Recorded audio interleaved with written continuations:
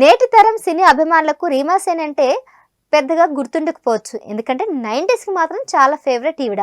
October 29, 1981న కోల్‌కతాలో జన్మించిన రీమా సేన్ మోడలింగ్‌తో తన కెరియర్‌ను ప్రారంభించింది.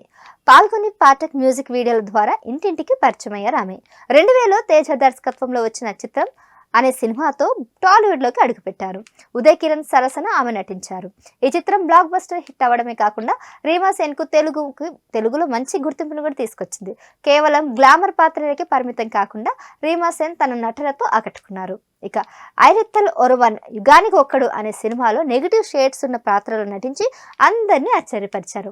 ఇక హిందీలో కూడా అనురాగ్ క్వశ్చన్ తెరకెక్కించిన cult classic gangs of Wasseypur 2012లో దుర్గా అనే పవర్ఫుల్ పాత్రలో ఆమె మెరిశారు. ఇక దురదృష్టవత్తు అదే ఆమె చివరి సినిమా అయింది. గత 14 ఏళ్లుగా రీమా సేన్ మీడియా వెలుగులకి రాలేదని చెప్పాలి. ఎందుకంటే సోషల్ మీడియాలో కూడా ఆమె ఎక్కువగా యాక్టివ్గా లేదు. తన భర్త, కుమారుడే ప్రపంచంగా ఆమె బతుకుతూ ప్రశాంతమైన జీవితాన్ని గడుపుతున్నారట.